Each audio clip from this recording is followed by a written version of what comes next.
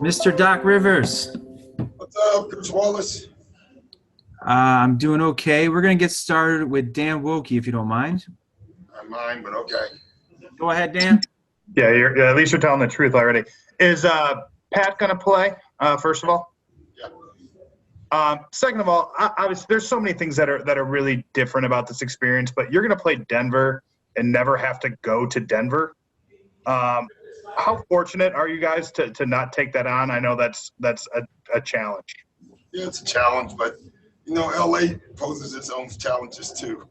And sometimes it has nothing to do with weather. So, it's probably equal at the end of the day. All right, go ahead. You're next. Hey, Doc. As a former guard in the NBA who then went into coaching, I was wondering what you thought of the Steve Nash hire today with Brooklyn, and not to hold anything against him or the Nets, but I was wondering, in light of everything that's been going on today in society and with John Thompson passing away a couple of days ago, how important do you think it is for minorities and black coaches to be hired in head coaching positions? Yeah, I think, listen, I'm very happy for Steve. He played the game for a long time and at a great level. He's always been known as, quote unquote, a coach on the floor. He's worked with several teams since retiring. He's been around coaching a lot. So I have nothing but good things to say and hope he does extremely well.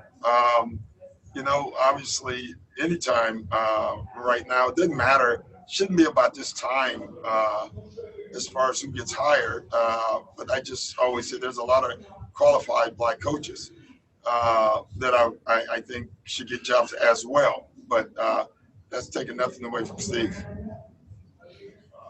Thanks, Next question from Miriam.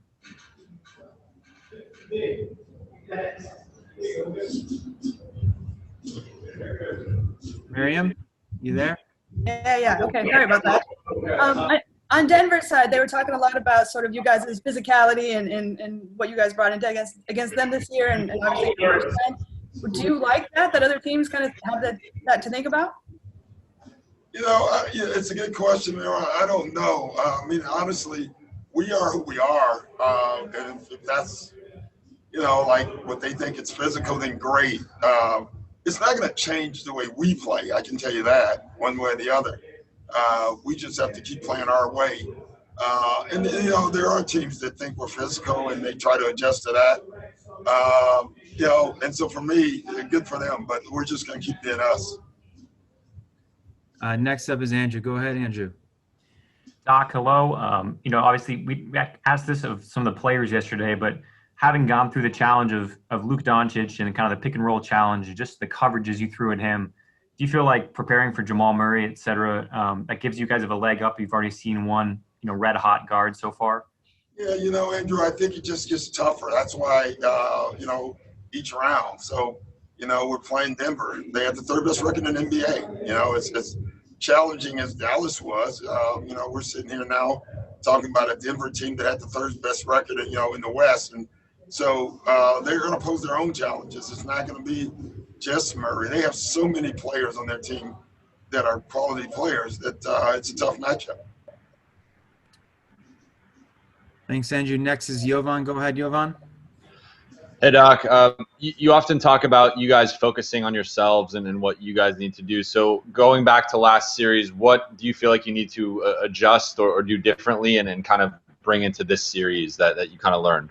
Just do it better. I didn't think we played very well the first 3 games in the series, 4 games really in the series. And then the last 2 games I thought was more like us. So I thought for us, just getting used to the playoff intensity, the execution and the value of execution on every play, doing all the little things. If you crash to the floor on one end, don't lay on the floor, get up and get back down the floor.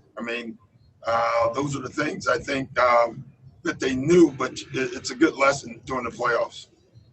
Doc, we're going to take a question from Orlando from Kyle. Yeah, I was going to look around, but sort of on the spirit of Ohm's question, when you were coach for the first time, getting thrown in, I'm sure you had a strong feeling for how it was going, but what was the steepest part of the learning curve? Everybody's curve is different. I felt very comfortable, I have to say it, when I first started. But but I was always open to change. I thought I had the wherewithal to know things that I thought I wanted to do and didn't like. You know, I made a huge change in our offense after 10 games, and all the coaches on my staff that year had been head coaches and veteran coaches, and they all told me you couldn't do that. Maybe I was just, green enough to say, well, I'm doing it anyway, and it changed our season. So I'm glad that I listened to my instincts because, you've been coached a lot as a player, and you've been coached most likely the longer you play by a lot of great coaches. So you have more knowledge than most, when you think about it, especially at the point guard position. And I expect that Steve will have the same thing. Doc, last question. We get the honor of hearing from Dan again one more time tonight. Wow. Hey, Doc.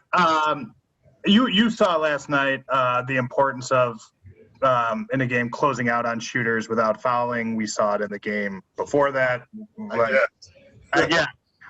It just seems how important is that defensively at this point to close out without fouling on jump shooters? I know that's that old adage, but it seems like it's different now.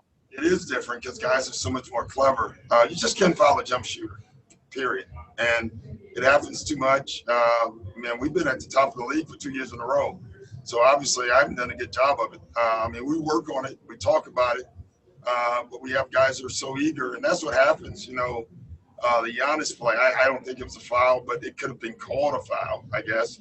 And, he was just making an effort at the ball, trying to distract Jimmy. So it's a hard play, man. It's a hard play to call as well.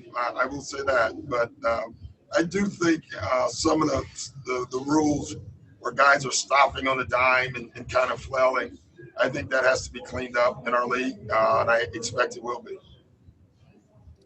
Thank you, Doc. Good luck tonight. Thanks, guys.